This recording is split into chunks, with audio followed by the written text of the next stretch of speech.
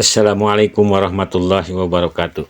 Pemirsa, selamat bertemu kembali dengan channel kami yang akan membahas kisah-kisah yang penuh inspiratif dan penuh hikmah. Hari ini kita akan mengunjungi Al Hasan bin Sufyan An-Nasawi. Suatu hari Al Hasan bin Sufyan An-Nasawi pergi ke majelisnya, di mana dia mengajarkan hadis. Lalu dia bertutur seperti berikut. Sebelum mulai menyampaikan hadis, kami ingin kalian mendengarkan lebih dulu apa yang akan kami sampaikan kepada kalian. Kami tahu kalian berasal dari kalangan keluarga mampu dan terhormat. Kalian rela menempuh perjalanan jauh dan meninggalkan negeri kalian, kampung halaman kalian dan keluarga kalian untuk menuntut ilmu dan belajar hadis. Akan tetapi jangan kalian pikir bahwa dengan semua pengorbanan dan perjuangan seperti ini, serta semua biaya yang telah kalian keluarkan, kalian sudah menunaikan hak ilmu atau salah satu kewajibannya. Saya ingin bercerita kepada kalian tentang sedikit dari perjuangan berat, kesulitan, kepayahan, kerja keras yang saya lakukan dalam menuntut ilmu. Saya juga ingin menceritakan kepada kalian tentang kondisi yang sangat sulit yang pernah saya dan kawan-kawan saya alami. Lalu Allah menghilangkan kondisi tersebut berkat keberkahan ilmu dan kemurnian akidah. Ketahuilah, pada saat menginjak usia muda, saya pergi meninggalkan kampung halaman untuk menuntut ilmu dan belajar hadis. Ketika di ujung negeri Maghrib hingga masuk ke Mesir, kebetulan saya bertemu dengan 9 orang sahabat yang juga sama-sama penuntut ilmu dan pencari hadis.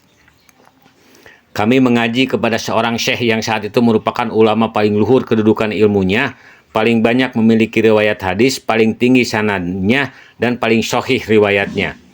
Setiap hari syekh kami itu hanya menyampaikan hadis dalam jumlah sedikit saja. Hal itu menyebabkan waktu yang kami perlukan untuk mengkaji hadis kepadanya cukup lama dan panjang. Pada gilirannya hal itu membuat kami kehabisan bekal, hingga kami terpaksa harus menjual pakaian yang kami bawa. Itu pun masih belum mencukupi, hingga kami tidak lagi memiliki apa-apa dan tidak bisa makan. Selama 3 hari 3 malam kami terpaksa tidak makan sama sekali. Memasuki waktu pagi di hari keempat, kami semua tidak memiliki daya dan tenaga sama sekali karena kelaparan. Kondisi tersebut memaksa kami berpikir untuk membuka topeng rasa malu dan merendahkan diri dengan meminta-minta. Akan tetapi hati dan jiwa kami menolaknya dan tidak ada satupun dari kami yang bersedia melakukannya. Namun karena kondisi yang ada sudah tidak bisa tertahan lagi, maka bagaimanapun juga mau tidak mau kami terpaksa meminta-minta. Lalu kami sepakat untuk melakukan pengundian. Barang siapa di antara kami yang namanya keluar, maka dialah yang bertugas meminta-minta dan mencari makanan untuk dirinya dan kawan-kawannya. Ternyata dalam pengundian tersebut kertas yang berisikan nama saya lah yang keluar. Saya pun bingung dan tidak tahu harus berbuat apa. Sementara diri ini tidak tega untuk meminta-minta dan merendahkan harga diri. Akhirnya saya pergi ke salah satu sudut masjid.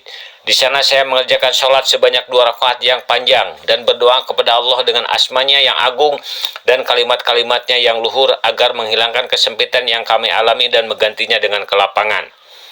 Belum selesai saya berdoa, tiba-tiba ada seorang pemuda ganteng, berpakaian bersih, rapi, dan mewangi masuk ke dalam masjid diikuti oleh seorang pelayan sambil membawa bungkusan.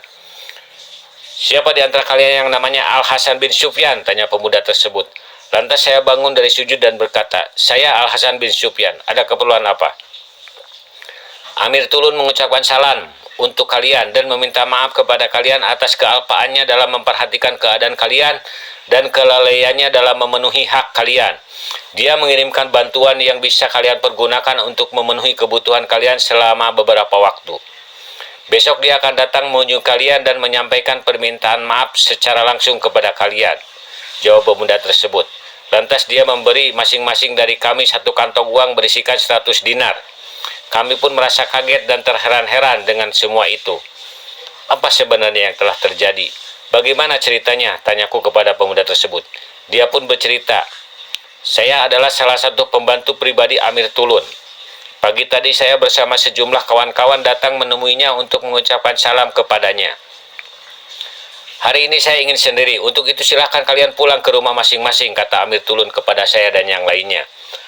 Lalu saya dan lainnya pun pulang ke rumah masing-masing. Setelah tiba di rumah, belum sempat saya duduk, tiba-tiba seorang utusan Amir Tulun datang dengan tergesa-gesa dan menyampaikan pesan Amir Tulun agar saya segera datang menemuinya saat itu juga. Lantas saya pun langsung pergi ke rumah Amir Tulun. Di sana saya mendapatinya sedang sendirian di rumah dengan tangan kanan memegangi lambungnya karena rasa nyeri yang menyerang di perutnya. "Apakah engkau tahu Al-Hasan bin Sufyan dan kawan-kawannya?" tanya Amir Tulun kepadaku. "Tidak," jawabku. "Pergilah segera ke Masjid Anu di daerah Anu dan langsung serahkan kantong-kantong uang ini kepada Al-Hasan bin Sufyan dan kawan-kawannya. Saat ini mereka sedang kelaparan sejak 3 hari dengan kondisi yang sangat sulit.